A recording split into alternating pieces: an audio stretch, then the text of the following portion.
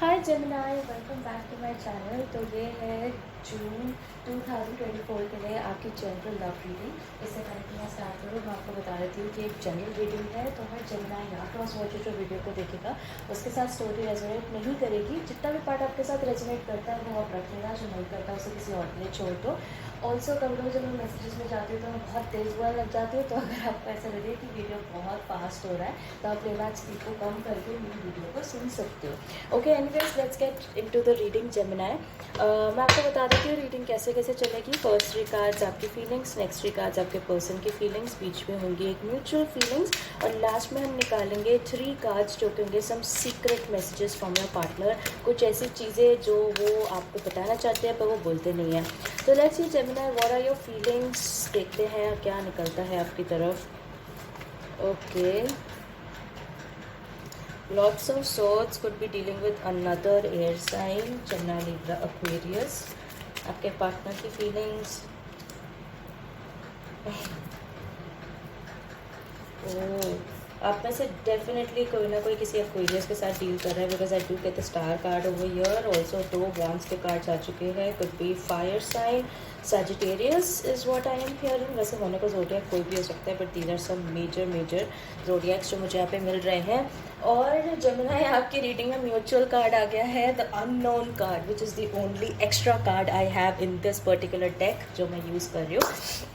Anyways, let's get into the reading. Gemini, आपकी तरफ है the king of swords, the night of swords, the page of pentacles. आपके person की तरफ है the 2 of wands, the 4 of wands and the star card. आपके जो mutual energy है, जैसे मैंने कहा, द अननोन कार्ड। ओके, तो मुझे ऐसा लगता है जेमिनाई कि पास्ट में आपका सिचुएशन कुछ इस तरीके का था कि आपने जाके एक पार्टनर को बोला, एक पर्सन को बोला कि आप कैसा उनके लिए फील करते हो, and you were very upfront about it. आपने जाके मतलब बिल्कुल उनको एग्जैक्टली ये चीज़ बोल दी कि आप उनके साथ रहना चाहते हो with this king of swords energy. आपका ये था कि भाई क्लैरिटी के साथ सब कुछ बता दो कि कैसा आप फील करते हो। Some of you Geminis have definitely been waiting for this person. आप में से कुछ लोग बहुत लंबे टाइम से इस इंसान के साथ शायद फ्रेंड्स थे, या आपका एक जनरल कनेक्शन था, कोवर्कर्स थे, आप बहुत टाइम से इस इंसान को पसंद करते थे, बट फाइनली आपके दिमाग में ये चीज़ आई कि चलो भाई ठीक है, हम जाके बोल देते हैं कि भाई we like you and we have feelings for you. But मुझे ऐसा लगता है कि विद द 2 ऑफ वॉन्ड्स, या तो ये पर्सन किसी और रिलेशनशिप में थे जहाँ पे खुश नहीं थे, बट डेफिनेटली इस इंसान के माइंड में बहुत ज़्यादा कन्फ्यूजन था कि उनको आपके साथ आना चाहिए कि नहीं, उनको आपके साथ एक रिलेशनशिप बनाना चाहिए कि नहीं। एंड आई फील कि ये चीज़ कन्फ्यूजन जो है वो काफ़ी लंबे टाइम तक चली। For some of you Geminis, ऐसा भी मुझे लगता है कि ये जो पर्सन है उसने आपको बहुत लंबे टाइम तक टंगा के रखा। उसने आपको ऐसी फीलिंग दी जैसे कि वो एक तरफ आपके साथ आना भी चाहते हैं, बट जब आपने उनसे कमिटमेंट की बात करी या आपने उनसे रिलेशनशिप की बात करी तो उनका आंसर या तो नो हो गया, या फिर उन्होंने बोला कि अभी मुझे मालूम नहीं है, अभी मैंने सोचा नहीं है, अभी मैं कन्फ्यूज हूँ, अभी मेरी दिस एंड दैट सिचुएशंस चल रही है। तो मुझे ऐसा लगता है कि जेमिनाई, आप तो जो है खाली का बैंगन हो चुके थे, जो इधर से उधर बस लुढ़क रहे थे ये सोचने में कि यार ये बंदा आएगा कि नहीं आएगा, रिलेशनशिप होगा कि नहीं होगा। बट इवेंचुअली मुझे ऐसा लगता है जेमिनाई कि आप एक ऐसी एनर्जी में चले गए जहाँ पे आप खुद ही विशी वॉशी हो गए। बिकॉज ऑफ कोर्स जेमिनाई, आप हो एक पोलराइज साइन। आपका जो जोडियाक का फिगर है वो है द ट्विंस का। इसका मतलब यह है कि बाइपोलर डिसऑर्डर तो बहुत सारे जेमिनाइज को होता ही है, नो पन इंटेंडेड, क्योंकि मेरा खुद मून और राइजिंग जेमिनाई है, तो इसलिए मुझे मालूम है, ठीक है। मैं अगर अपनी भी बुराई कर रही हूँ यहाँ पे तो आप सोचना मत, बुरा मत मानना। But I definitely feel that with this night of swords आपको ऐसा हो गया कि यार इतने लंबे टाइम से जब आप वेट कर रहे हो और कोई आपको फ्रूटफुल रिजल्ट नहीं मिल रहा है तो थोड़े से आप भी विशी वॉशी हो गए। आपको भी समझ नहीं आ रहा था कि भाई वेट करें, छोड़ दे, जाने दे, रुके कि नहीं रुके। और इनफैक्ट ऐसा भी हो सकता है कि इस पर्सन का वेट करते करते शायद आप भी कुछ ऐसी एनर्जी में चले गए कि आप दूसरे लोगों से बात करना शुरू हो गए, या दूसरे लोगों के साथ आप कनेक्ट करना शुरू हो गए, या maybe for some of you definitely आप लोगों की लाइफ में कोई और ऐसा पर्सन भी आया जिसकी वजह से आपको थोड़ी कन्फ्यूजन होनी शुरू हो गई कि भैया आपको इस इंसान के साथ रहना चाहिए कि नहीं रहना चाहिए, क्योंकि डेफिनेटली वो जो नया पर्सन था वो आपकी लाइफ में ज़्यादा एफर्ट मांग रहा था।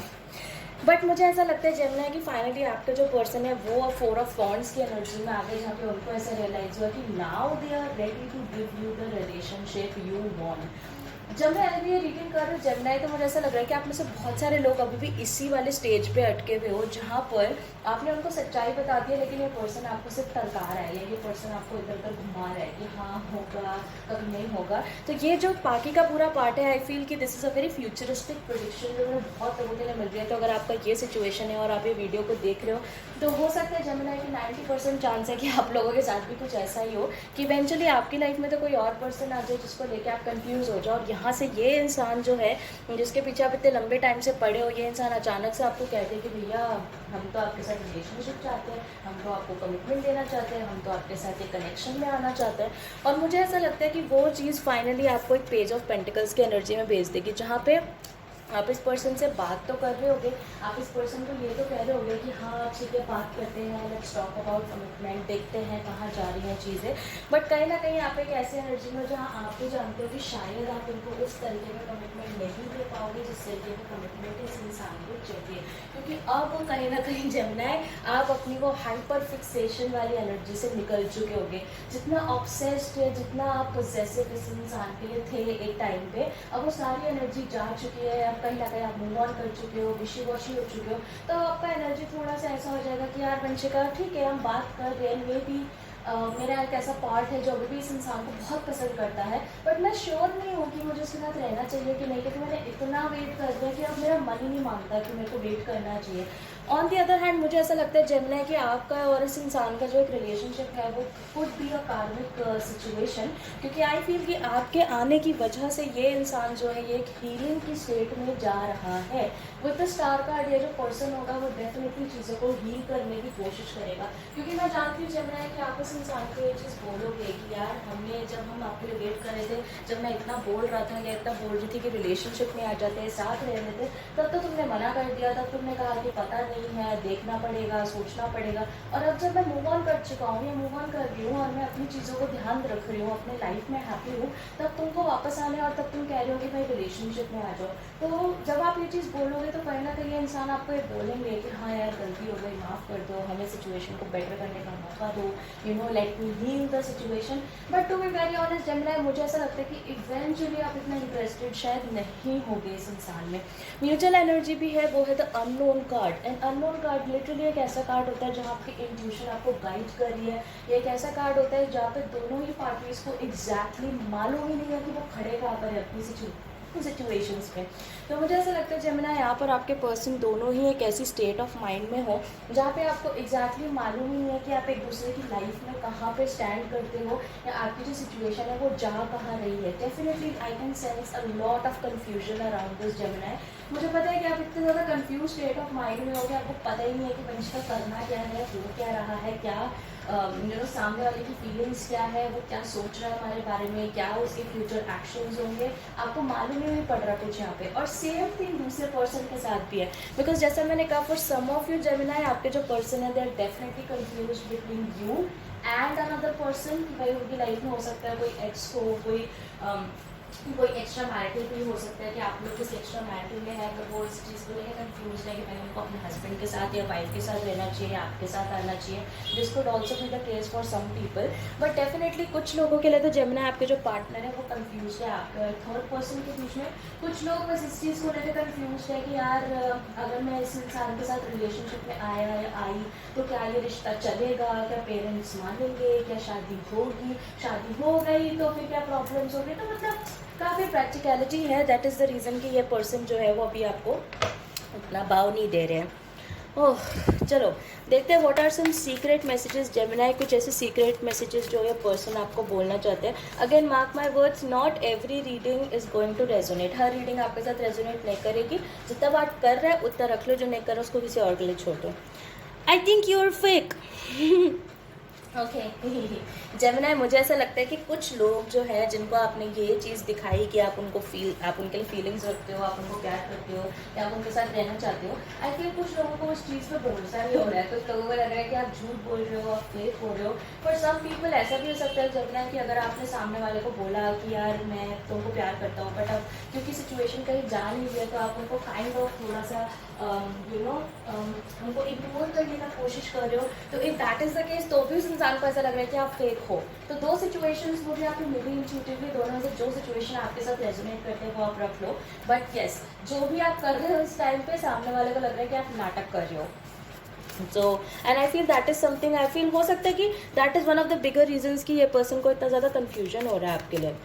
Okay, meet me soon. For some of you Geminis हो सकता है कि आप बहुत लंबे टाइम से इस इंसान से मिले नहीं हो, या डेफिनेटली हो सकता है कि ये कनेक्शन आप लोगों के बीच में नहीं बैठा है।